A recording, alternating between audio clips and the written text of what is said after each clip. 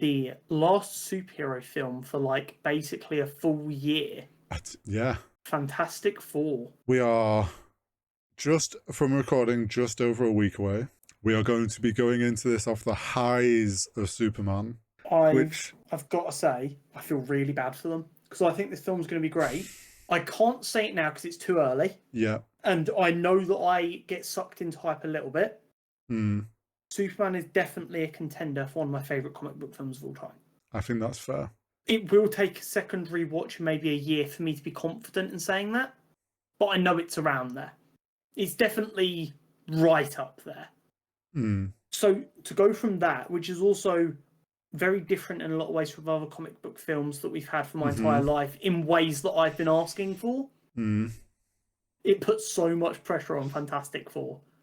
Here's my angle on it. I think it is unfortunate for Fantastic Four, but I think Fantastic Four, I'm confident, is going to be great.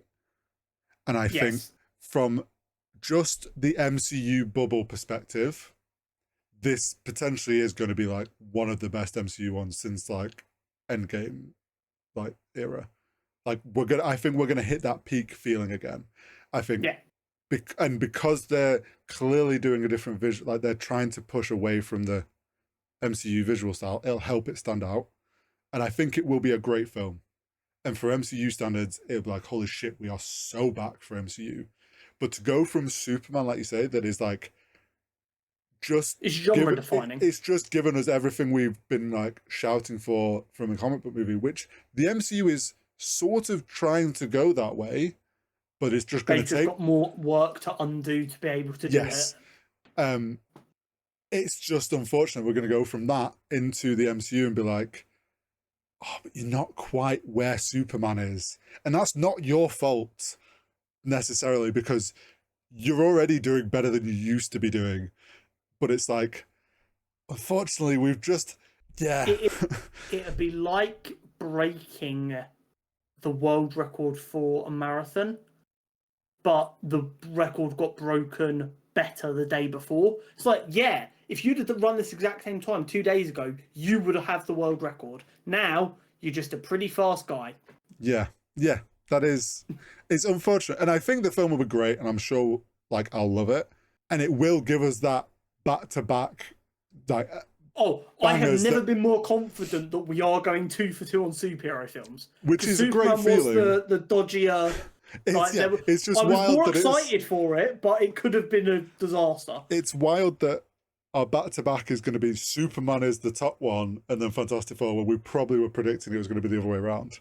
But I am so excited. We've obviously had a couple more trailers, I think, since we'd last talked about this film. We've got, like, the clips of everyone trying to make Ben say the Thing, and he's like, no, that's just in the cartoons. I'm not saying the Thing. And the trailer ends with Johnny on his back going, what time is it? Ben, what time is it? What time is it, Ben? I'm really curious about that, because obviously he has a beard in that clip. Yeah, I was going to say, like, have we ever had him with a beard? Yes. So this is going to be a bit of thing lore that I don't know if you will know. I have no idea about the beard. Part of his power set, he really doesn't age. Okay. He's basically immortal. Right. I mean... There have been instances in the comics where the Fantastic Four have gone to the future and Ben is there with a beard in a very similar style. Okay. And he's like... God, like the panel that I've seen is him sat in like a memorial garden to the Fantastic Four. And he's like talking to the statues because they're his friends. And then they arrive and see him. He's like, I haven't seen you guys in like 500 years. I miss you so much. The food they make now is dog shit. I've not had a burger in 600 years. I hate it. Like that kind of vibe. So I don't know if there's going to be a bit of a time jump for Ben. Oh, maybe. And that's why we get a beard. I wonder where maybe like Reed jumps into the future to try and find a solution, and Ben stays behind. And then when they come back, Ben's been there the whole time, and he's aged and grown a beard. Or maybe it's just a style choice to show that he's still a bit human. I don't know, but it's interesting. I'm wondering if it's also, now you said it's like like a way of them to show that he's been around for a while. I wonder if it's to help sell that this is a Fantastic Four that's been around for a while. He doesn't have it at the beginning. It's only in that end clip we see him with it. True. So I'm curious to see if there's a reason behind that, or if just like to make him a bit more human, he can grow a beard. Like that happens. I'm Unless curious. he accidentally gets pinged somewhere, and by the time and he's in a zone that the time is moving different, he's been there for fucking ages. Reed manages to find him and pull him back. Because we know there's going to be some weird quantum-y stuff in this film, because that's how they explain everything now for hopping between things. I'm really curious to see how that stuff plays out. I do want him to say the line, though. Yes, absolutely. And I want him, once he folds on saying it, to fall in love with the line. And I want the next time we see the Fantastic Four in Doomsday or Fantastic Four 2, whatever. He does it like off the rip. He says it a lot to the point where Johnny starts hating it because he can't use it to wind him up anymore. Yeah, I like that. To like flip the idea on its head. Yeah. It's cool. I'm excited. It feels so nice to be excited for the Fantastic Four again. This cast looks amazing. The effort they've put into the practical designs looks amazing. Yeah. You can't not be excited. I think this is one of them ones that they're definitely trying something a bit different. Yeah. And if it's good, we need to be loud that we like this style, so that Marvel feel like they can try and break away from the MCUification look. This is where probably one of the few things where Superman's benefiting them.